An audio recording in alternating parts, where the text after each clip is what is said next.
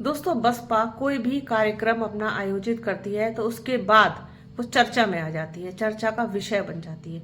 वैसे भी अगर हम बात उत्तर प्रदेश की करें तो यहाँ की राजनीति में, सियासी चर्चा में जब तक बसपा का जिक्र ना आए तो सियासत पूरी नहीं होती।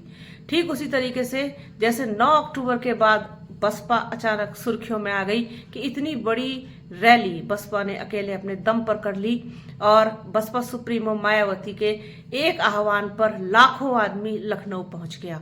ये बताने के लिए काफी था कि जो लोग बसपा को कमजोर मान रहे थे, बसपा को खत्म मान रहे थे, उनके लिए ये करारा जवाब था बसपा की तरफ से।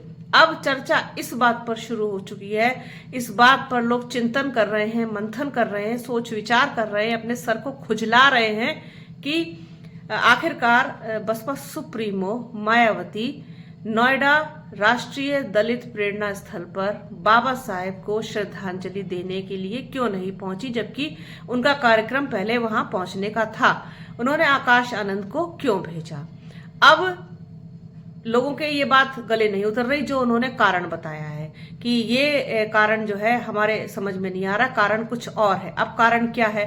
पहले तो उन्होंने इस बात का नैरेटिव चलाया कि ये जो 9 अक्टूबर की लखनऊ की रैली थी ये बीजेपी के द्वारा प्रायोजित थी और बीजेपी का दिया हुआ ये पर्चा बसपा सुप्रीमो मायावती ने पढ़ा और बसपा जो है वो भारतीय जनता पार्टी की बी टीम है, बीजेपी के सपोर्ट के बिना ये रैली नहीं हो सकती थी, ब्ला ब्ला ब्ला, इस तरीके के तमाम नैरेटिव चलाए गए। अब कि साहब अब बीजेपी के कहने से बसपा सुप्रीमो मायावती जो है वो नोएडा नहीं गई। अब बताइए, एक ही इंसान दो तरीके के से कैसे चल सकता है, दो तरीके से दो धारी तलवार पर चल करके सियासत कैसे कर सकता है कि एक बार तो वो बीजेपी के कहने से रैली में चला जाए और दूसरी बार बीजेपी के कहने से रैली क्या श्रद्धांजलि सभा थी उसमें ना जाए। तो इस तरीके के निराधार तर्कहीन बातें लगातार सोशल मीडिया पर तैर रही है। साथ ही साथ आकाश आनंद पर भी सवाल कि आकाश आनंद वहां पहुंचे लेकिन सिर्फ 12 मिनट ही वहां पर रुके।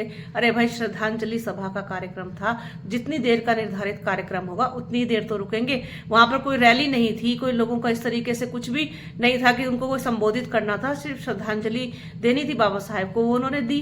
तो इस तरीके की बातें लगातार सोशल मीडिया में तैर रही हैं और मेन स्ट्रीम मीडिया इनको लिख रहा है बराबर।